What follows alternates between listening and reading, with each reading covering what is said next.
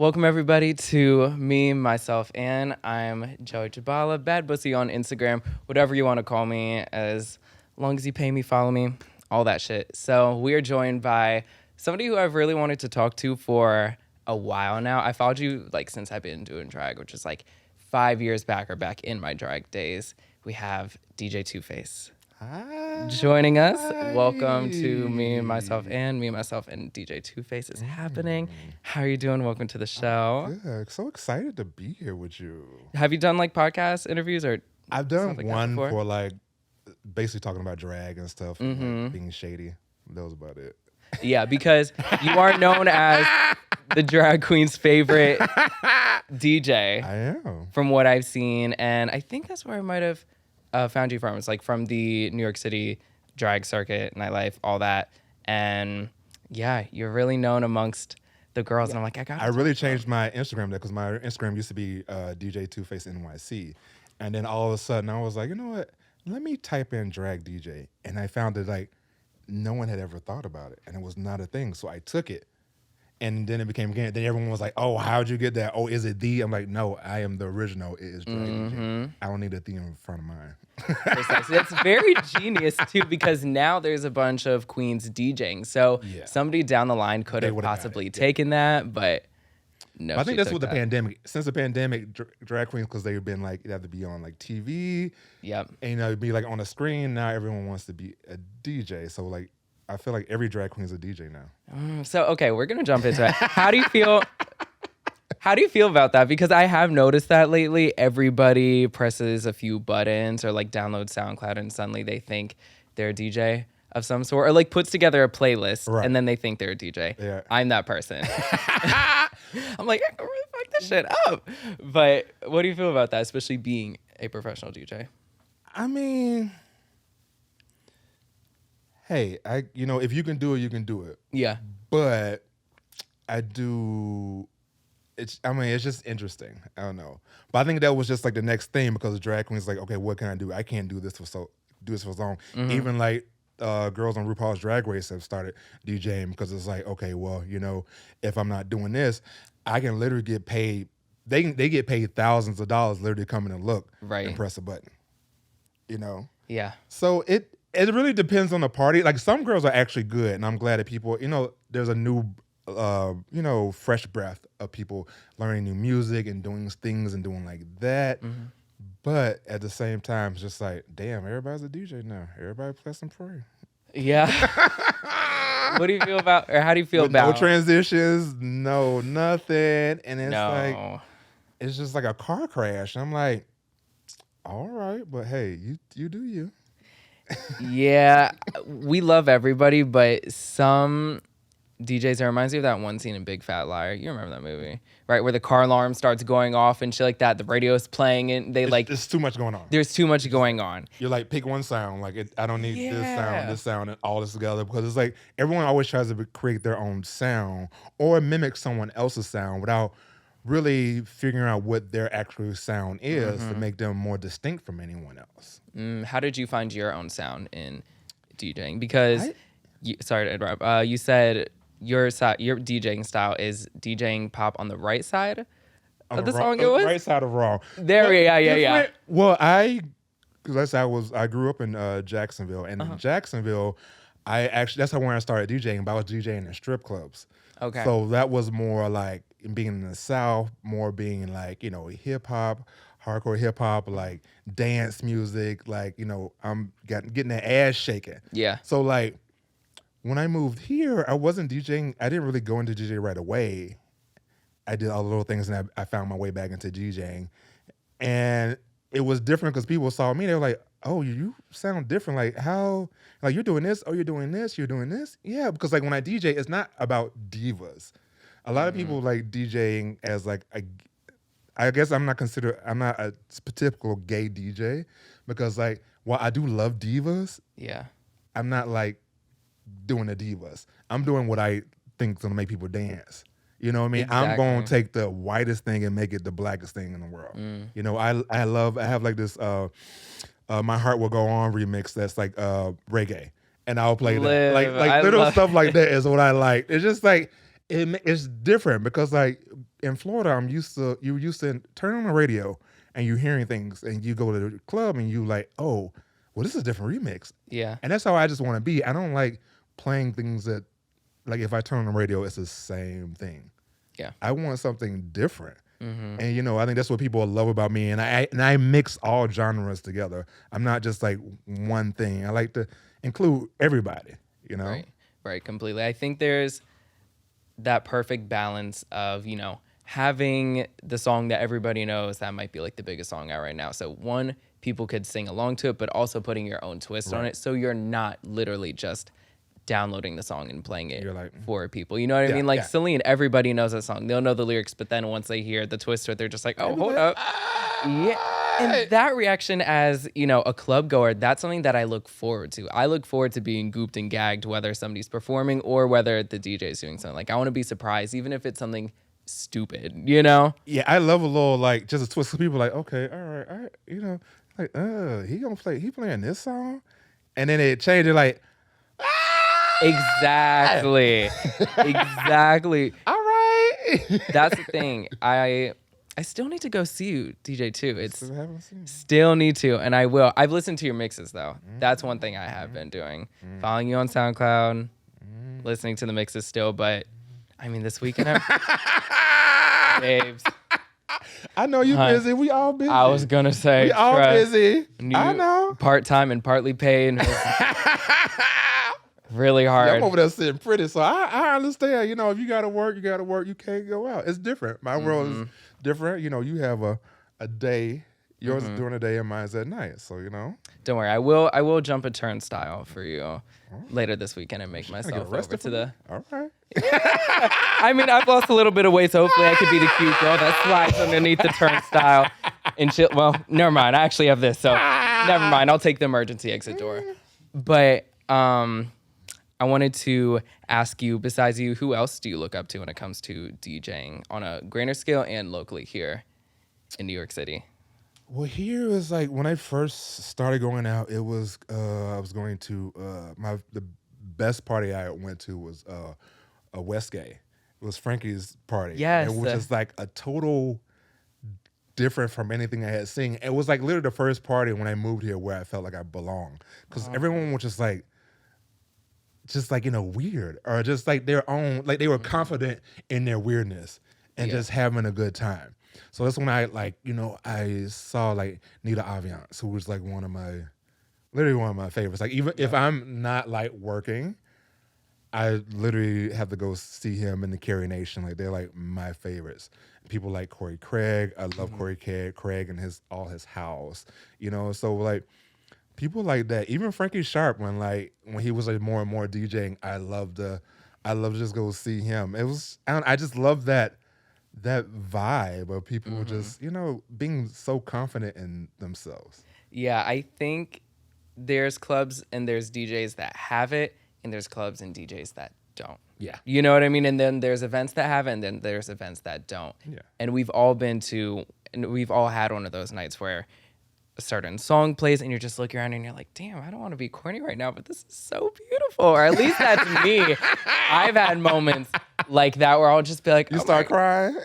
That's happened multiple times before. I'm a Taurus, so I guess like I'm dramatic and like internally very emotional. So that has happened so many times, and I have a very strong connection to music. So yes, that's happened a lot of times, especially as of lately, as of like post-pandemic clubbing era and stuff like that. There'll be a certain song that comes on. I'm like, it's so beautiful. I like teared up a bit to Break My Soul when it came on in the club the other week because it was so pretty. Like, when you heard it the first time? Yeah, because you see everyone, and we're talking about people like reacting certain ways to songs. Like everyone looked at their friend, they're just like, oh my god, that's the first time we're hearing it. They be the edge. They be like, oh, when you gonna play this song? Right. And then get my phone out and film my TikTok. And I will not be doing any of that. I love when people live in the moment. Yes. I do feel like, as a DJ and as an ongoer, it like social media has like taken over so much that sometimes it's like, as a DJ, you're like, oh, I want people just to enjoy the music. Yeah. And you look out in the crowd, all you see is phones, and someone needs to, film this TikTok. doing the same song, 45 times. And it's just like, Ugh. just live in the moment and have a Yeah. good time. Yeah, You it's know? like there's nothing wrong. Like if you're really feeling it, Right. whatever, take your cute little story or a picture or whatever. But like after like every single song, girl, it's like, come on, like you just look corny. Like put your phone down. Your hips should be moving and not your shoulder blades. Dance. Yeah, exactly. And you just look crazy. Like this thing just looks wild after It's so just many like- times. Dead playing. I'm like, oh, you're not even having a good time. My thing is like, you're not having a good time. Why you even there? You didn't pay to get in. All these bars, you didn't pay to get in. So when I see people on the dance floor and they just like, it'd be like that 1 or 2 people just in the middle. They're like in the middle of the dance floor, not having a good time. Like, but why you? Like you literally could Hun. leave. Right. There's a bar on every corner. I mean, Yeah. you can literally go to bodega and twerk. So like, why are you in? Why you? You don't need to be here and be mad. Right. It Why looks you like you mad? need to go to a restaurant or something and sit down and sit somewhere more appropriate for you, not this place. I don't understand that. A lot of people too, I feel like they do this thing where they think they're really like fly or they're really killing in the club. They just look, Just like, oh. and I'm like, hun, no, looks like backed up or stomach hurts. What's going on in those high-waisted pants? Like, smile Like, in you the need club. Some Tums? You Right. constipated. I do love a Tum though. I bring Tums and mints with me to the club, and sometimes And I I'll do like just eat snack them on. for no reason. Yes, Yeah. I brought Altoids the other day, and someone was like, "Are you trying to kiss someone?" I was like, "No, I'm hungry. Like, I just want a little snack. I'm These a are gum good." person, so like I literally in the night will probably go through like sometimes 2 packs or so of like Mm-hmm. a lot of times I buy the big pack from CVS like the extra. Yes, the one in the plastic. Yeah, the it'd be hard like plastic. 30. It'd be like 35 pieces. Yeah. You're like, oh bitch, Can't touch me They'd with be this like, where'd you clutch get that right from? here. I was like, bitch, I got it right now. It's a full-on like clutch and everything. Like this pack of gum is camp. I'm using it as a wallet now, baby. As a little clutch for this evening. Ooh, I never thought about that. Isn't that kind? Yeah, Isn't that really kind? It You might could be use good, as a little actually. card You could. thing. Just like, okay, look. Just like my cards. Oh, do you have gum? No, baby. I was trying to pay my tab, but have a good night. But yeah, I don't understand people that go to the club to sit around. There's a few events here in the city where they're very that, and that's Yeah. the point of that is to go. And like and be socialize pretty. and just like That's so boring. I always feel like I understand it, but I always like if I'm like if you're gonna socialize, why don't you just stay? It'd be cheaper to stay home, right? Right. You know, Right. Like, Especially- you just out here and just like sitting around like, oh, you're waiting. But I think also some people just don't know how to lose their inhibitions. So like yeah. they're more like they're just conservative. They're like I think they're worried about how people are going to look at them. Mm-hmm. Like when I wasn't like specifically in nightlife DJing, I would just go out and dance, and I just be Yes. people like, damn, you can move, you can dance. I'd be like, and I was just having a good time. I'm sweating, like I've literally sweated through my shirt, and I just really just didn't care, Yeah. because I was having a good time. Mm-hmm. And I feel like some people are always they're so self-conscious about what they wear or what they have on that they forget just that loosen up and have fun. It doesn't matter. It doesn't matter. Doesn't matter. That's why I've only been once, and you could relate to this because you DJ there. I love partying in Fire Island. Yeah. At least the one place I've been to. I think it's called Cherries. It's right on Cherries. the water. I thought that was so cute. My friends and I, we went literally like for a quick weekend. We went to the beach, and from the beach we just changed into like what the fuck ever. Like our shit rip ass shorts and tank tops and just went straight to the club. I was still throwing it like I was in a full fit and everything too. But see, that's the it's thing, so and I hate it fun. because like people, if you can have like the same group of people, they go to the island, and like they're so free, and they don't care about anything. Yeah. But those same people will come back to the city, and like they revert back to not that person you saw on the island. And I just wish like a lot of people like how they feel so free on the island. I wish they would carry that around with them all the time and carry that into the city, and not be so like, I don't know, just like mad at the world. I don't know. Right. I was going to ask you weird. that. What's the difference between partying in Fire Island versus partying here in the city? I don't know. I think it's just I don't know. I think out there it's just like you said, people just don't. It's like you're stuck out there. Right. So it's like you're either gonna have a good time or like Yeah. you gonna be mad and you can't go nowhere. Like the last boat gone, you can't go nowhere. Yeah. So it's like I gotta have fun. If I'm not gonna like it forces. I think it forces you to have fun. And if you go with a good group of people, I think a lot of times like people like when they surround themselves with like people that they love and they have a good time, then they loosen themselves up. So it's just like Yeah. I don't know, because like out there, you don't care. It's so nice outside. People will wear dresses and people will like literally wear nothing. Yeah. And, that, and they're not the same way when they're in the city. Like out there, they'll throw on a wig. They'll go to like tea, the different, and like put on a wig and then just have a good old time. But they won't do that in the city because they're just so, I guess they're so self-conscious about where they are or how they need to be. I don't know. It's very interesting. I think Fire Island is a bunch of different types of people where it almost makes it, I don't know, it adds a certain essence to it. Like I like that at fucking Cherries, and it's 2 a.m, you're out there dancing on the water. Like there's fucking like old people there. There's young, kids there. Like everyone is there. It's just all about having a good time and dancing is the point of it. And some nights the music might not even be the greatest, but it's still it's just fun. You're with your friends and having a good time. You're like, whatever. Fun. Yeah, like they'll be playing like the generic hits, like the Gimme a Man, all like those hits that we've heard. Like Gimme Gimme, all that. Like we've heard it. The ABBA version. Yes. Which we love. No.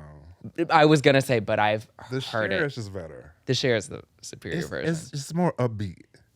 And then while you're there, you might as well go into Hung Up too. If well, usually I sample. If you play the Hung Up, you play it until like it's a break when like it's like going down. Yeah. And then you bring in the other song and then you like put it like every like. Mm-hmm. A lot of times when you play Hung Up, people think it's that. Yes. And they get excited and they hear 12:30, and then they're like, oh shit, it's the. And there's my down. They're like. And they feel let down. It's weird. People feel let down. I'm like, but it's still good. But then they're like, oh, okay, this is a journey. I'm like, girl, let me take you on a journey. Baby, it's a journey. We're in a queer club. You'll hear Madonna tonight. Trust me. Like, you'll be fine. Sergey, like, just don't worry. You will be fine. Don't let your poppers hit you too hard. Oh, that's the one thing I hate. Poppers. Me too. I just don't at the bar. I don't get it because like me being like the DJ and I'm above, it's like literally all the smells they come up. So like a lot of times it's just like hitting me, and I'm like I'm not having sex, so I don't understand. Yeah. If you're not having sex, I just don't understand. People like hit it like it's just like like it's cocaine now. They're like just because it gives them like some quick buzz and everything. I'm like now your booty hole loose. For no reason in the middle playhouse. What? Middle place for no reason. And then there's always that one person who drops the bottle, it breaks. Yes. And now it's just like you're like, oh my God. And it like as when I'm DJing, like and like they hit you, your head just like starts to pound. And it's not in a good way. No, not in the way where they want, especially most times you're right by the speaker too. Yeah. So your head is already pounding. The music, I got this, and then I'm like, stop. I'm like, I get on the, hey, can y'all stop? Right. Can you sniff elsewhere? Please go outside to sniff or something, because I don't know. I'm even in intimate settings, I'm not a poppers girl. I used to be. And then I came to a very harsh realization, and I was like, no. What? That is like video cleaner? I just hate them. The smell? Yeah, I've had like concussions and shit before, so I'm always like paranoid that my brain is just gonna explode. Like say like I hit them too much or whatever. I mean, maybe. And and I was once in an intimate moment with this man, and I was ever so riding him, and I took a hit of it, or whatever you call them. I sniff. I don't fucking know. I smell them. I don't know. Yeah. And it just all hit me way too hard and way too quick, and in the place where I wasn't even trying to be hit like that. And I was just like, hold on. And I just put them down. I was like, guys, like, are you okay? And I'm like, yeah, I'm fine. I just need a moment. Your heart is beating. Oh my God. Is beating, and you're sweating and you're hot. You're like, I'm about to die. What's going on? It was because when you have some good stuff and you hit it really good, you're like, I'm gonna die. Yeah. it's just not fun. Like, and I don't see the whole loosening benefits of it. Oh, you want to feel the tension? No, see, there's tension in my shit regardless because it's tight. Not even to be that girl, especially this abstinence going on. But yours popping because it's tight. But it's just like I don't know. Like people, sniff it to loosen their assholes, right? Right. I don't see the difference. Personally, like I don't see the point of it. People sniff poppers too before they give head. I've never tried that. I heard that's a different experience. That maybe I'll have to. I feel like it pushes you. Then you're like, I'm already there. oh, she's already. I'm already there. She's already in the throat, though. I was about to say, if my face is looking at a pelvis in an intimate setting and there's pubes and shit in my face, I already know what time it is. Why do I need to sniff this bottle of nail polish to know that I need to change this man's life? There's no, like, I don't understand the difference it makes. If anything, I'll just take like a shot or something. That would help. And I don't even drink like that, but. Which I don't. I'm sober over 8 years now. Really? There's a lot of people in nightlife that I know that are sober. Do you think that has to do, like your occupation has to do with I think sobriety? What happens is that the worst type of alcohol is free alcohol. That and drugs. So, like, you get to a point where, like, it was at a point where, like, that's all I want to do. Is like it becomes a social thing, and then you're drinking. Now you're smoking. Now you're doing drugs, and it becomes a whole thing. Even if you don't want it to, it became a thing for me. Yeah, and it was taking over my life. And like a lot of times, like I've had a lot of incidents. But see, when I lived in Florida, I drove, which it was a lot of times of drinking and driving and things. And I have had many accidents. And like I think the last time is that I can't remember. I woke up and I guess I threw up on myself, and my mom had to clean me up. And like I think that was the last when that happened. I was like, all right, this is a chop for me. Yeah. I because I'm that type of person, like I just go all the way in.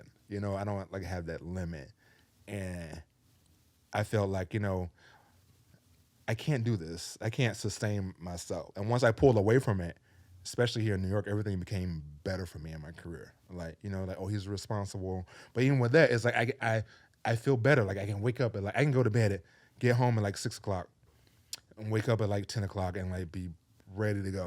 I'm not hungover. I don't know. I see things differently. But that's the only thing. I guess that's a drawback now sometimes because like in the bar, you like literally are so self-aware of things that sometimes you're like you wish you weren't. Yeah, you don't have that extra confidence that tequila will give you. Yeah. And now I'm just like, oh Lord, these people are awful. That's the thing. I'm the friend that drinks the least out of our friend group. If I'm feeling spicy one night, I'll drink, I guess. But I haven't gotten like fucked up in years. It's just not my thing anymore. And being around like drunk people when you're the only sober one, my God. It's the worst because you're just like, girl, get it together. And they're just like falling. And you're like, and especially when it's like, if it's that friend that's like that all the time, you be like, come on, sis. 8th week in a row. 8th week in a row. And we're still here. Are you still alive? Some people really be taking it like champs. And some people can just drink like that, I mean, I was one of those people who would drink, but I'm the type that either gets really angry over the smallest thing someone says, like that's racial, like crazy, or I just go to sleep. So I would be that person at the bar drinking and passed out. I'm the same way too. I can't drink a lot, or also just get sleepy, horny or sleepy. Kind of that's me all the time, I guess. But I don't know. And I was gonna ask you too, since we're talking about clubbing and nightlife, and since this is a more recent topic, I guess. Lately, there was a lawsuit put out by Frankie Sharp. Yeah, Frankie Sharp, who used to work at the Q, and he was accusing them of discrimination and whatnot. Became this whole thing. Y'all all saw it. I'm not gonna go into the depths and explain it, but as somebody that works at nightlife and as somebody that works at many of the clubs here in New York City, I just wanted your take on that situation, especially because unfortunately this isn't the first time we've seen it, and it's not gonna be the last. It's not the first. It's not gonna be last. Yeah. Like specifically at that bar, like last year when they opened, I had an incident when I was paid to be there, and like I was playing what I'm like what people know me to be playing, and then I was told, oh well, we need you to be more inviting to the people walking in the bar on this first floor, and like could you just be like a little more pop, and like when I had that instance, and like even some of the promoters there, they saw the change in what I was playing, and they were like, "Girl, what happened?" I was like, "Well, I was told that they want to do this," and they were at that point. I was paid to be there, so like I was gonna make a scene. I just did what they asked. Right. But like afterwards, I was like, "This is the place I know I'm not. I would never work here." And I'm at that part in my career where I can choose where I want to work. And this was a place where I just decided I wasn't going to work. Maybe they wanted me to host and bring people and dance, which I enjoy doing that. Yes, but like working, I was like, no, because I had the experience, and I've had the experience with places before, who's also told me how to do it. I've had a place where like, even one of my friends works at one of the bars, and he was told could you whiten up the music? Like literally told, Yeesh. could you whiten up the music? And it's disheartening that it's like you hire a DJ. Like as a DJ, especially in a bar, it's more of an open forum. So like you should trust a DJ to be able to look at a good DJ should be able to look at the crowd and know what he can play and what he can't play. And like as the crowd changes, they go in this and going through and out. Don't just tell me what to play. Yeah. So then that kind of put me off. And then I saw all the other things that were happening there. And like I guess at one point they said they wanted the right type of Latin people to be in the bar and not the Latino people. They wanted like, but it also becomes into that whole thing where like a lot of places will say I have a Latin night, but it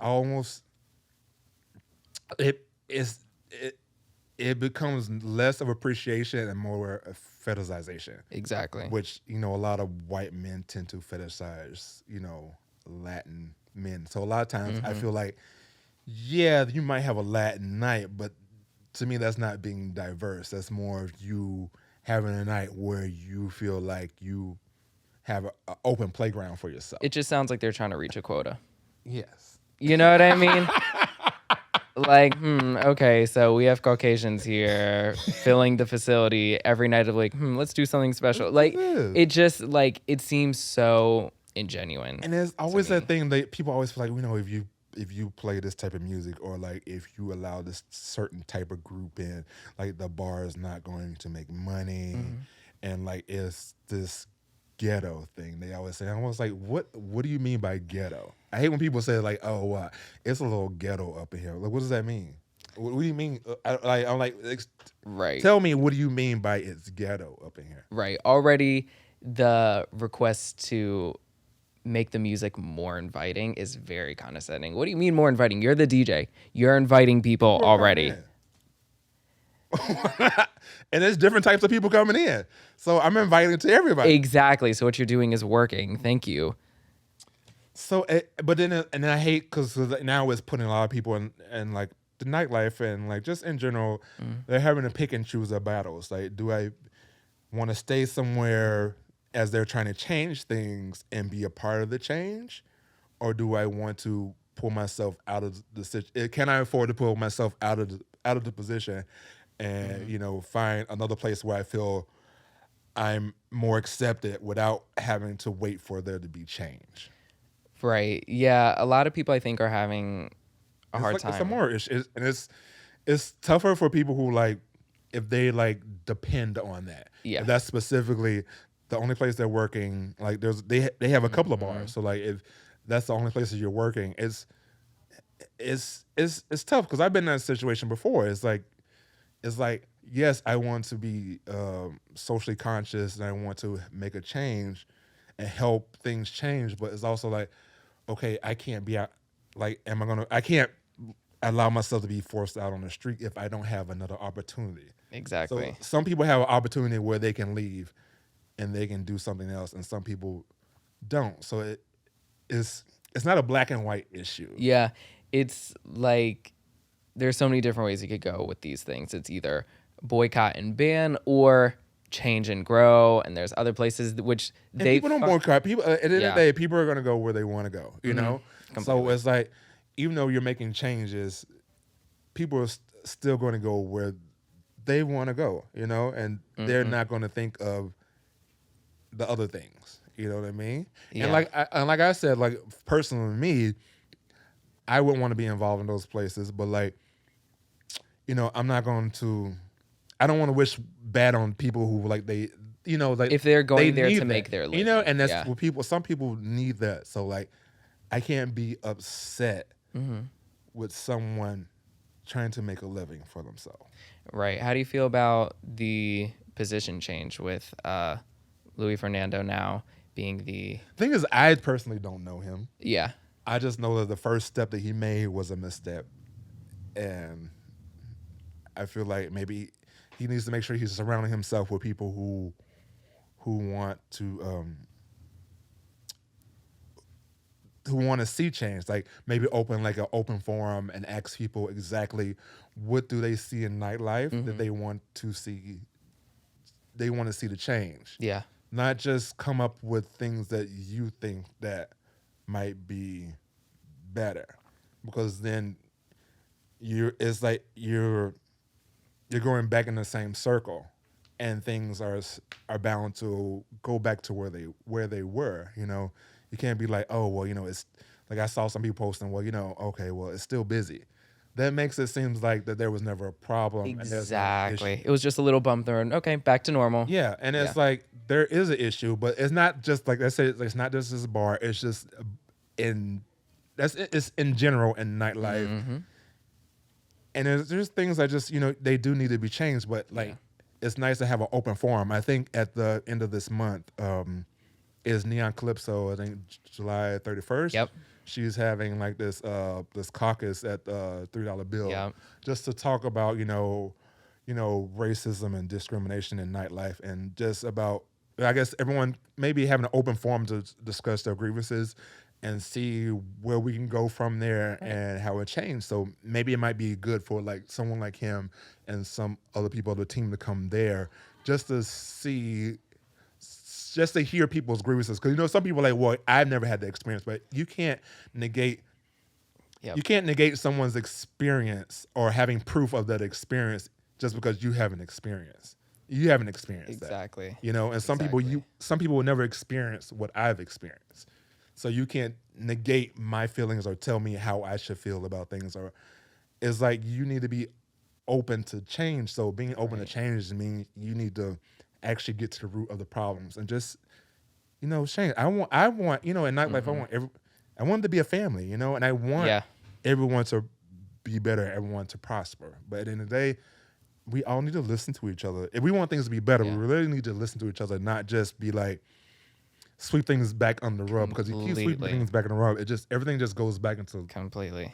It just goes back into like this stagnant thing of nothing's going to change. Yeah, because unfortunately, a lot of people are selfish and they'll only do something until something happens to them. That's when suddenly people want to change, you know, stuff like this. I'm like, well, this has been going on, you know. Exactly. You should have been. You should have been just as reactive and gooped and gagged when this happened to, you know, somebody you go to the club with. Like, we've had this issue before, and like those places, like people still win. You know, it didn't. I mean, maybe the pandemic happened and some of these places closed down, but like the problems didn't change. You know, it just kind of just went to another bar. Yeah, exactly. It's just like, it doesn't have to be that hard if you care.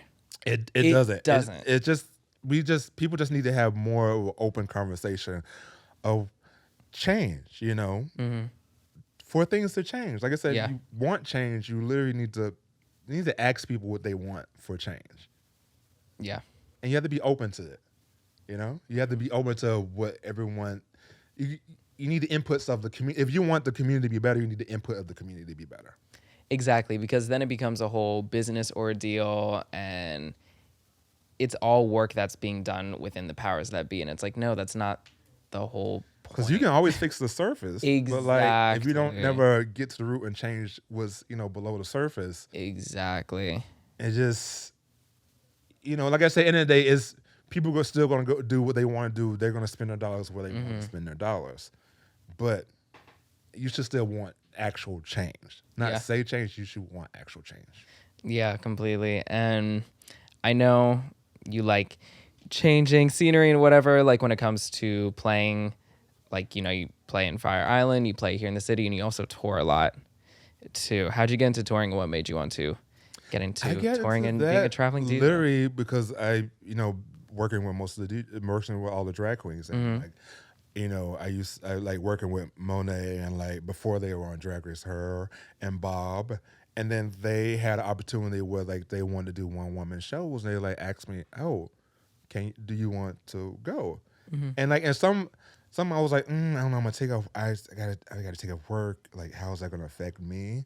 But then like I was like, this is what I want to do. And like once I started doing that, I like fell in love with it because it's fun. Like like when you live in New York City, it's like you love New York City. Yeah. And it's like I go anywhere else and like I always like, oh, I miss New York City. But like sometimes it's like you have to leave to appreciate it.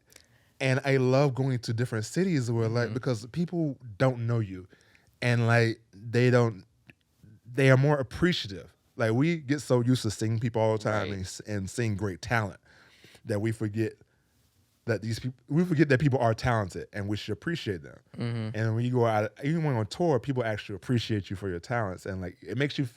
It has this giddy feeling when you see people like, when the curtain closes and people are on their feet, like a standing ovation of 1,000 people who are just life has changed because you've DJ'd for this show, and you've been a part of this show, and like a part of this culture. Yeah.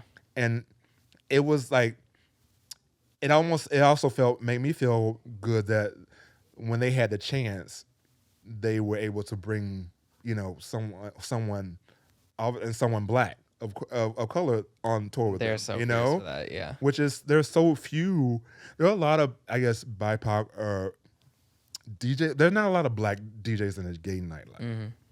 There's a lot of people of color and DJs, but there's not a lot of black DJs. So it's nice to. I know it just made me feel good that they wanted me to go on tour with them, and like now I love it. Anytime that they have a tour, like I was just Monet just started doing more comedy stuff, and we were in Montreal for a show, and it was so much fun. Just How was it DJing a comedy gig? Does that? It was fun because it was literally more me just like playing people coming in, and cute. and then like. Talking back and forth for her, but it was her. That one was different than the one she's doing more now. More now is more to stand up. That was more like comedy mixed in with drag. Okay, so like a one woman show. Yeah, almost like a one woman show. Yeah. So it was different, but it's always fun. Always fun. It's also usually go to like places like Canada, which I love Canada. Yeah, because usually people in Canada always are so nice. And literally when I'm going, it's literally also because I'm only like it's only like 5 or 6 black. Like I went to Montreal. Not in Montreal. We were in Vancouver. I say we were in Vancouver for Just for Laughs, and literally when I was there, I probably saw like maybe 5 black people like just walking around the street. And it's interesting. Damn. Like just like there's literally a lot of places in Canada. There just literally aren't a lot of black people. So that was always like the joke when like Monet or Bob we go and they be like, "Oh, us and my DJ and the dancers, we tripled the black population."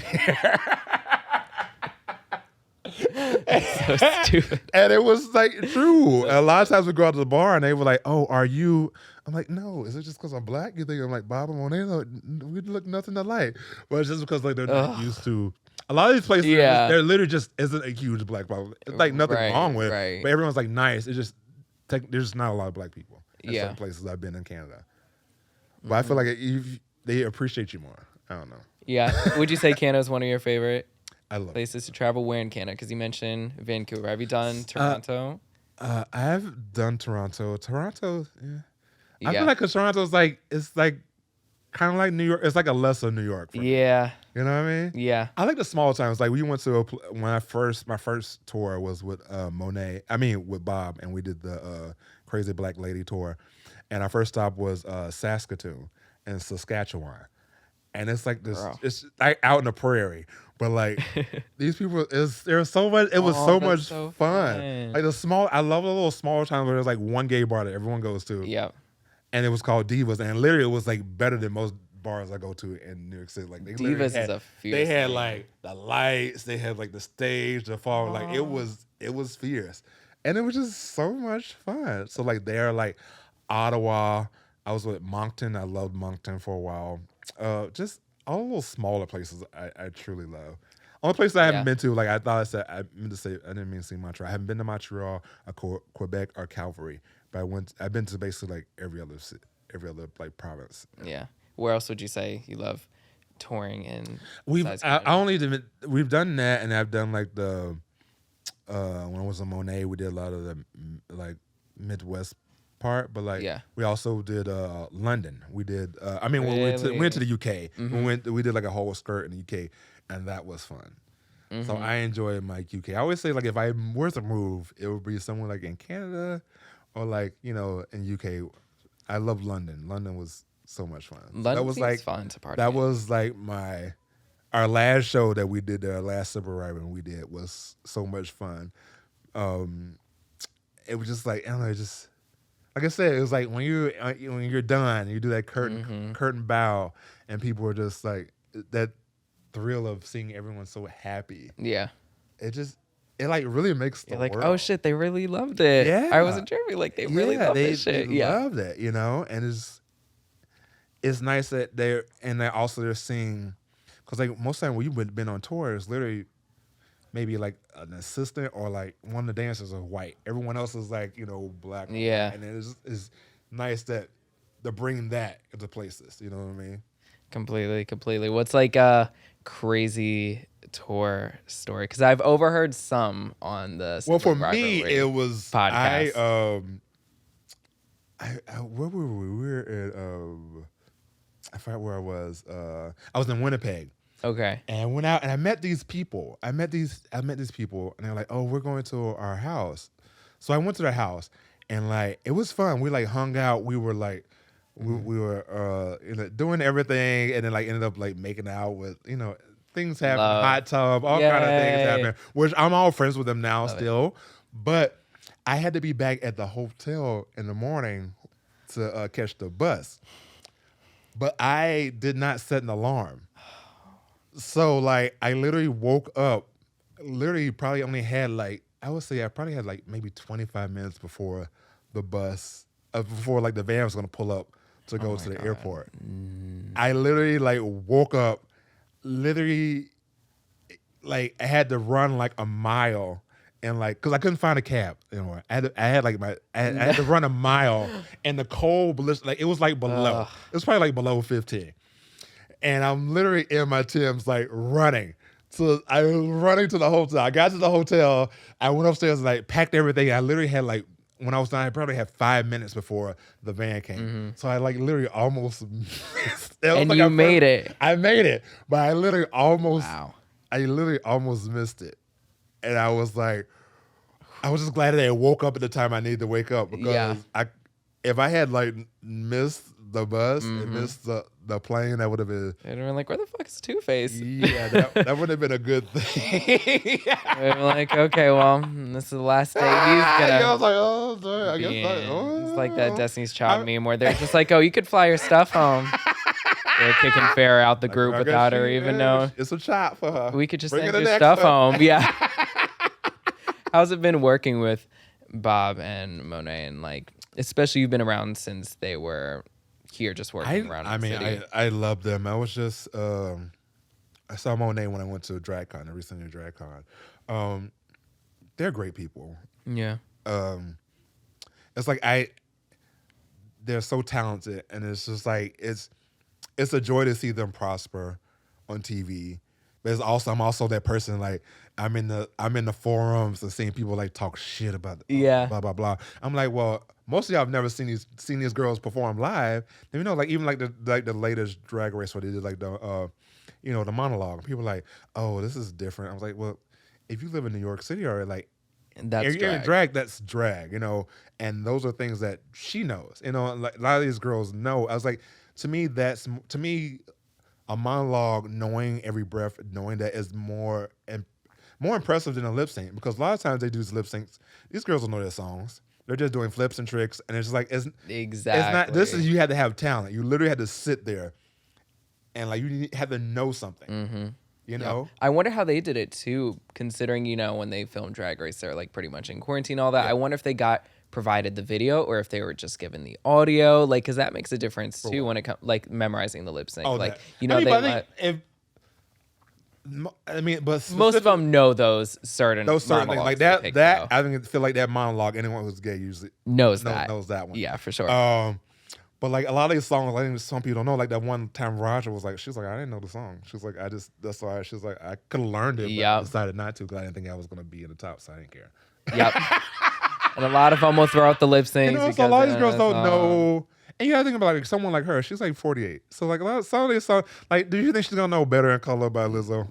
No, that's not her. That was a very interesting for those two girls to sing. Jinx and Raja, I was like, this is a Better mess. in Color. Lizzo didn't want this. Lizzo was like, gonna pick anyone else. And there's been iconic Lizzo lip syncs. Like, I mean, obviously, like the Good as Hell one. Right. Is one of like Drag Race's most memorable lip syncs and whatnot. So she goes home and they're like, oh, well, cause I'm like, no, there's a whole aesthetic of it that just y'all didn't get.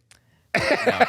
Sometimes people don't get it. Drag is so subjective. It's wild, especially when it comes to lip syncs too. Because there's some where the person that won, and everyone's like, oh, they should have won. I'm like, no, the other person. It's very subjective of what you're looking for in a lip sync. Yeah. So that's what I'm saying. Like, when it's more like, it just depends on what it is. And like sometimes, like even when you like watching shows, like you already know who's gonna win. As soon as the song comes on, you're like, okay, she gonna win. Yeah. There's no way this other girl's gonna beat her. No. You're like, not this song. Exactly. Like Jada eating Trinity up in Green Light. You're like, okay. And the moment this thing happened with you already know. It was a wrap. You just know. It's a song. Was a wrap. And lip sync that I think about a lot that I don't think was a rightful win. I mean, shout out to her, but it was the Scarlet Envy and Raja O'Hara one. I thought Raja cleared the fuck out of that lip sync. Everyone loves Scarlet. It was I think Scarlet had like the scissors and everything, and she like cut the dress. What song was it? It was Last Dance by Donna Summer. Oh yeah. And I thought Raja killed it. You remember which one I'm talking about now? Yeah. Yeah. Well, I'm glad to see that she's on the All Stars. Yeah, you Canada versus the world. Mm-hmm. So I'm excited to see her again, because I was torn with the last All Stars. I was like no, I love Kylie, and I got to hang out with her when I was in DragCon, but I don't. It just. Yeah. No, it was. Yeah, I thought it was. I don't know. It was either Kylie, Raja, or Trinity for me. I watched that season like sparingly though, because I didn't get around. That's just not interesting. That's like this one. Like it's more interesting, but I just wish it was on actual TV. Because it's taking away from the Paramount Plus, experience. it also messes up with the bars. Because RuPaul already seems like she just doesn't care about the bars, because she's put it on Thursday or Friday, where it used to be on Monday, and it used to be like a sport. It used to be like Monday Night Football. Yeah. Okay, Monday, because most bars aren't that busy on Monday, so it was like, okay, well, I can be busy this their way week. of making income. So now it's like it's because drag is on mainstream. It's like, oh, Thursdays and Friday, and then when you change it to Friday at 8, it's like, okay, well, we're trying to have a dance night, and now when it's on Paramount Plus, I can literally get up in the morning and watch it. So like, even though we have like now that we still have like our viewing parties, but like it's harder to get people there because most people have already seen it, and most people don't. When it's on the TV, most people don't have cable, so like, oh, I don't have VH1. I'm coming to the bar to watch it. It's different. It's packed. Exactly. It's standing room only.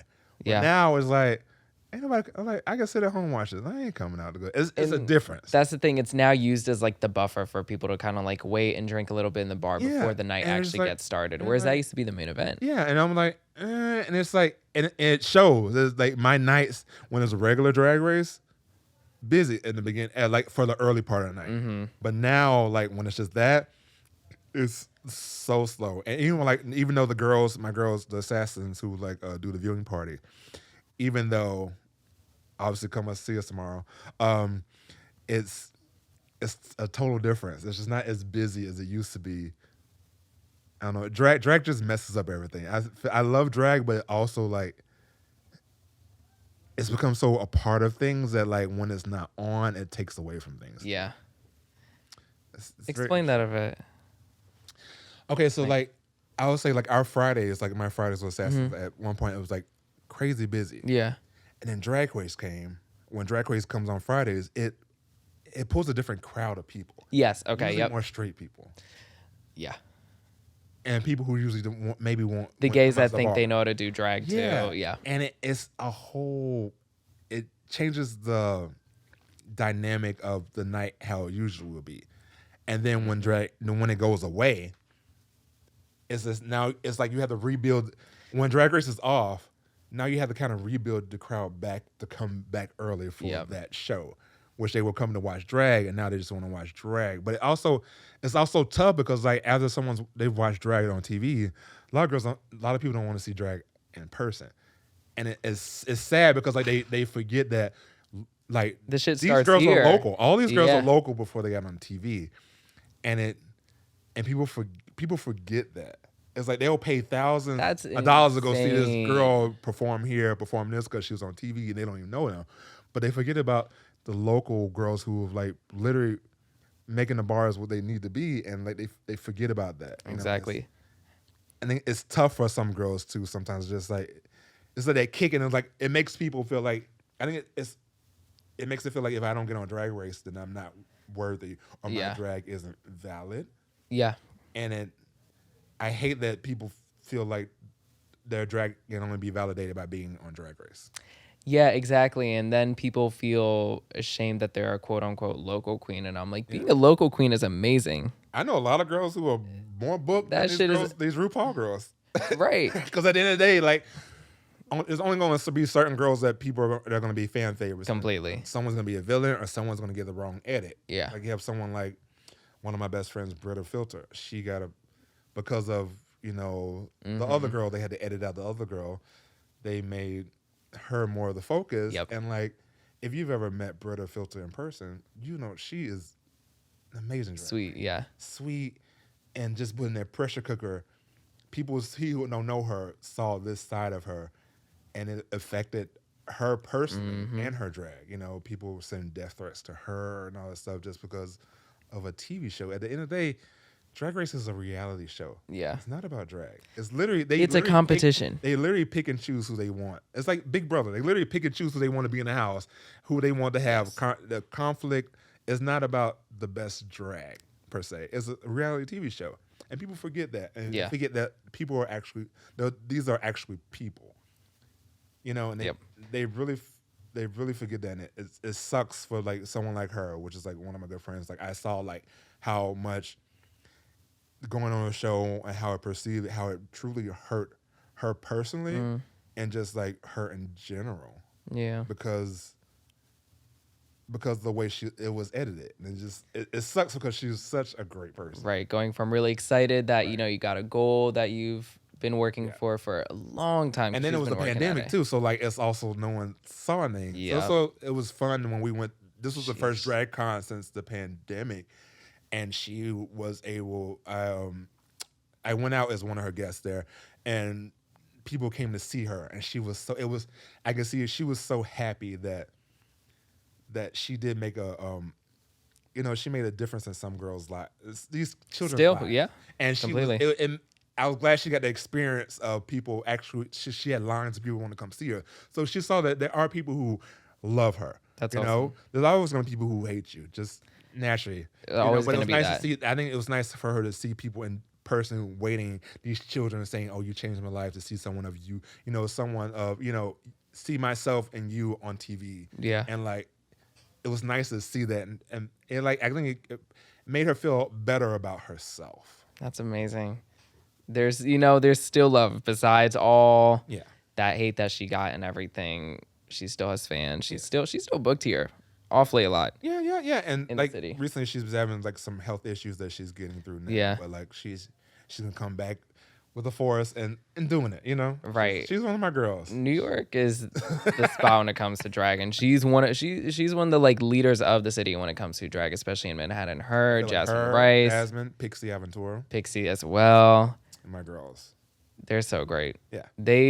New York changed drag, in my opinion. It like They did. reinvented, and constantly keeps on reinventing. And it's different. And it's drag. like a lot of people, like even on Drag Race, people are always like, "Oh, it's a New York winner," but like people have to forget that most people who like get on that show literally are not from New York.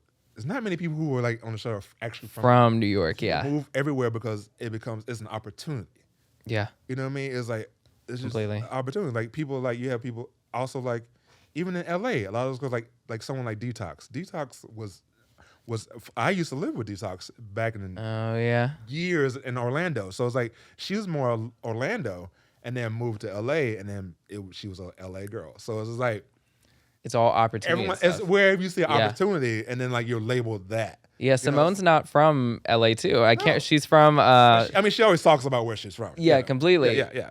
But she's not. She went to LA for the opportunity, and that's why like a lot of girls like even like. Yep. It was funny because like Monet was like, oh, I would never move to LA, and now her and Bob. And now they they're. both live in LA, but it's because like when you get to that Yeah. certain level in drag, it's like why would I live somewhere where the weather is only nice 2 days, 2 months out of the year, Completely. when I can live in LA when Get there's themselves a there's house, more opportunity as yeah. well as like podcasts, TV. Here in New York, the only thing that's really here is VH1. So like literally, if you get on the show, you come back and do press. Other than that, Wow and all Other that than stuff that. is like in LA. So like, Yeah. there's really no reason for them to be here. If you can be somewhere where the weather's nicer, why not? Exactly. And you If travel they- all the time anyway. That's what I was saying. They're traveling anyway, regardless. So why not make that so- somewhere nicer your home? Yeah. And speaking of them too, there's this story that they always bring up on sibling rivalry. I think I heard on the new episode last night. I was taking my shower. I always listen to it when I'm taking showers for some reason. That's always just like my thing when I'm narrating and all that. I'll just listen to them and I'm like, the soothing sounds. I love this. They were talking about something that happened on tour when it comes to, it was like one piece of rotisserie chicken, 4 dancers, you, Bob, Monet, and then their 2 assistants. Can you explain that? I don't know if I remember that. You don't remember the story? No, I don't. So- the chicken? Yeah, so apparently what happened on tour is that I think it was Bob that was very hungry and you guys just did a show or something and it was your whole team and the touring manager at the time just brought you guys one piece of rotisserie chicken, like a whole rotisserie chicken to share with everyone. And apparently Bob had to let the touring manager know a few kind words. And so they always go back and forth on it. And Bob's like, I was being fine. And Monet's like, no, you were letting that manager have it. Yeah, you're mad about it. And they're like, no, Two-Face is there, all this stuff. So just wanted you to testify on. I'm trying to that. remember. There's so many things that happen on tour that like sometimes you kind of block out. So Bob would love to hear this. Yeah. So I cannot either confirm or deny that story. Because I was hearing it too. And Bob's reasoning was like, it's crazy that you have 8 something grown people and you're splitting one chicken together. And I was like, It is valid. Very valid. Oh, you know what? It might have been on. Oh, okay. Because we've been on a tour where it's different Yeah. and it's not the manager isn't as on top of things. Yes. And it can be very stressful because they're just not on top of things. So yeah. When you almost have to like walk the tour manager. Yeah, you gotta to- walk. You're like, okay, girl, we need this. We need this. You should. This should know have been there on this. It should already been here. This is on the rider, Yeah. You should. baby. It's Right there. The email, yeah. It says yesterday. Yeah. I need that. Why is that not here? Do you have a rider? Yeah, I do. And then on I the get there and Two-Face they be rider. like, because a lot of times, like if I'm DJing, it's like I'm 6'6", so literally they always want to give me like this little table. I'm like, I'm not. I'm like bent over. Yeah, back. no. I'm like, I can't. Like No. I need a high table. That's literally one of the things I always request. Like I need a high table. And there's not much you could change about it too. So high Literally table need a or high nothing. table. Don't give me like this picnic table that I got like bend over and I'm like this the whole time like this. Like I need a high table. Unless they want to pay for the chiropractor. So, like, That's one thing. It's like a lot of times like I'm DJing on the bars. It's like the way it's set up. It's like it's hard for me to stand and be comfortable. So lots of times I just sit down. And they're like, "Oh, you sitting down?" I was like, "Yeah, I'm sitting down. I'm here for like 8 hours. I'm going. You still going? I will sit. You still gonna dance? It's on autoplay. You worried about when I'm standing up and sitting down? That's wrong. You worried about that? Then it ain't gonna change how I play. They're Just supposed sit to be down. standing and dancing. I'm taking a fucking They're probably seat. mad at me because I'm sitting down. Oh, you sitting down? Yes, bitch, I'm sitting down. I'm bopping my head, sitting down. I'm still enjoying the music.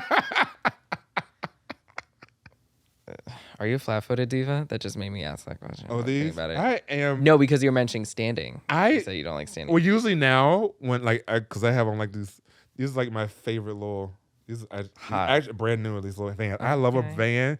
I love a white van. I'm the type of person who like, but even though I know they're gonna get dirty, I have one pair that's dirty, Same. and then one pair that's like fresh out the box that I wear. Yep. But I do put inserts in them because my feet are like I'm a little rough. But like now, a lot of times, like, if I'm working, I usually wear Crocs all the times.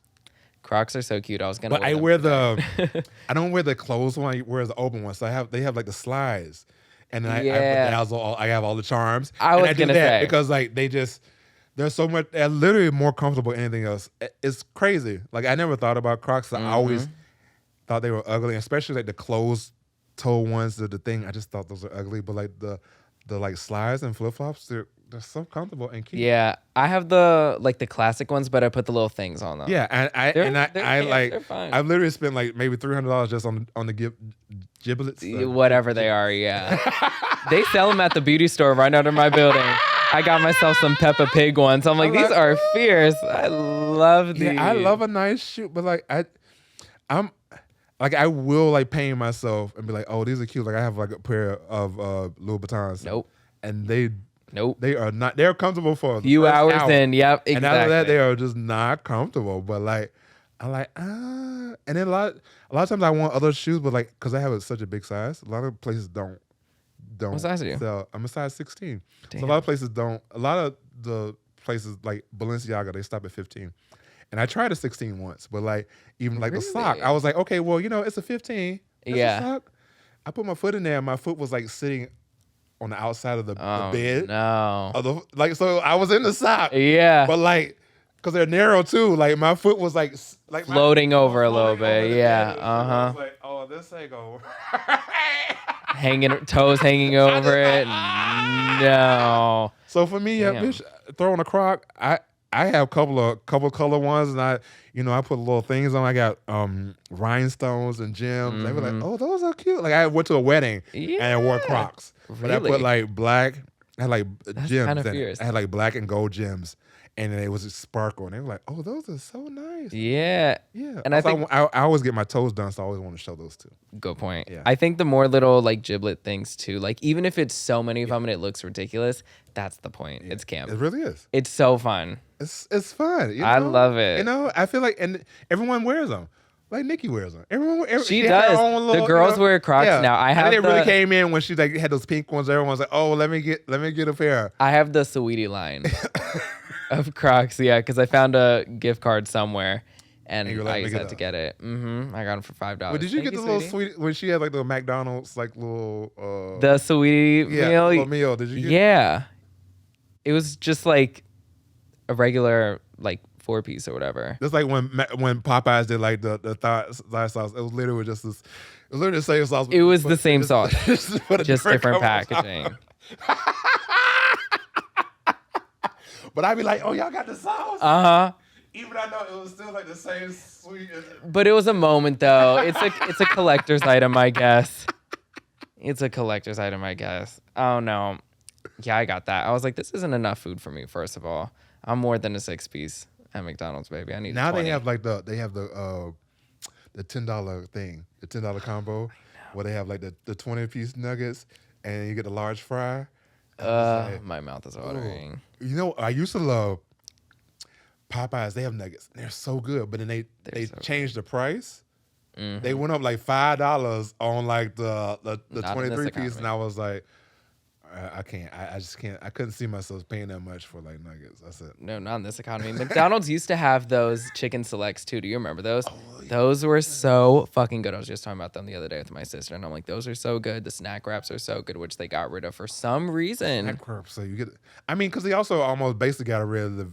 You mean it used to be Yeah. $1. Like you literally be like, okay, I'm going to the dollar menu. To the dollar menu. And then it changed it to the value menu, which everything is like two like at least $2.49 and up. Baby.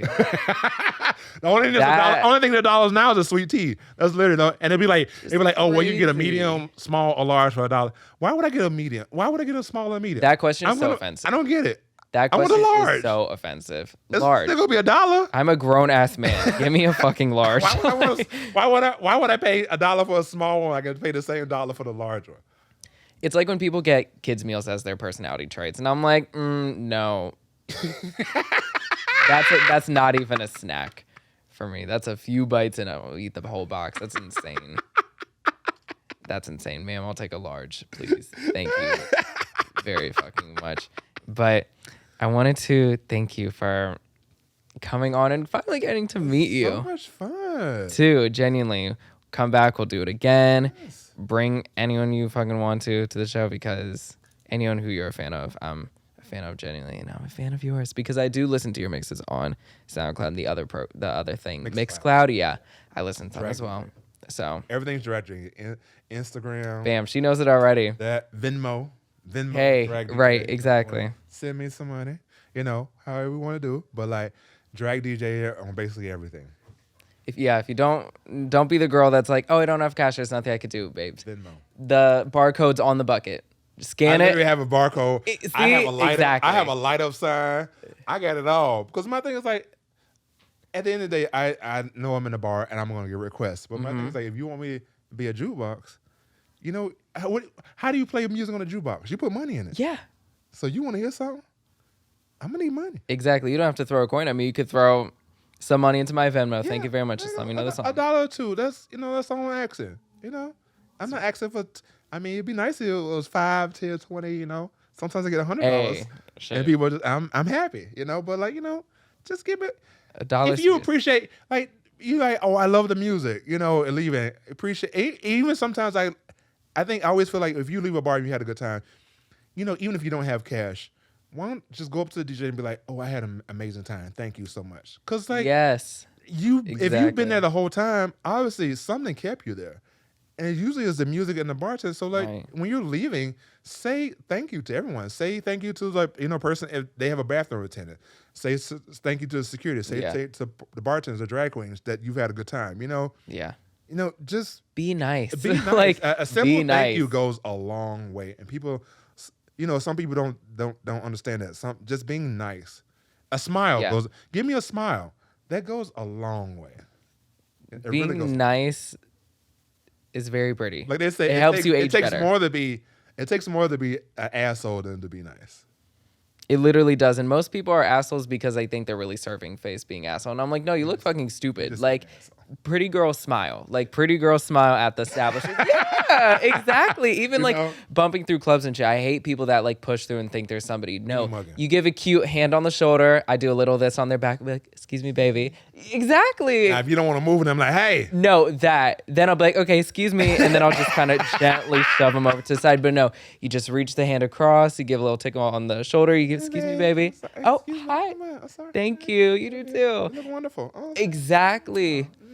It's what really pretty people do. It's not that hard. But once again, let everybody know where they could find you, especially also when it comes to clubs. If people want to come out and see Monday you. right now, if you're going out to Ireland, I'm there every Monday with Pixie Aventura at the Pavilion. We have a fun time out there. It's so much fun. Wednesdays, I'm at Rise Bar Thursdays I'm at Pieces tonight. Fridays I'm at Playhouse, which I also have my party, which is Play Fridays, and usually it's just me all night. But I also have I pick a different girl every week to come in, who is usually always a POC, someone a POC. Mm-hmm. It's usually, and this week I have I have Peaches this week, so like it's always a different girl. Nice, And yeah. I that's like one of my pride and joys because I get to pick who I want to work with, and it's more my party. Completely. So I love that. And Saturdays I do a brunch at Tito's Murphy during the day. We have 1:30 p.m. seatings, and then after that I have I'm at Hardware for Slay Saturdays and Bionic. It's always a different drag queen, something like that. And then that's it. So, other than that, you know, I'm here and there. Here and there, everywhere, touring soon, hopefully too. Hopefully touring soon. Hopefully Things are soon. in the works. Hopefully things will change. We'll see what happens. But Cool. I'll see you on tour, hopefully. I'll definitely see you at the clubs one of these weekends soon. I'll definitely come around. I promise. Mm-hmm. I promise. All right. You know I want to. I know you. And you know I genuinely do love I you. know. We've been following each other for a minute, and I've seen the DMs.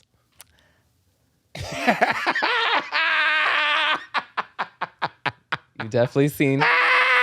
You've definitely seen. But again, Two-Face, thank you for coming on. It's a pleasure. Everybody, if you want to follow up and keep up with me and the podcast, you could follow me personally at Bad Bussy, and you could follow the podcast at mm_and_pod. And we'll be back again next week for a new episode. So we'll see y'all later.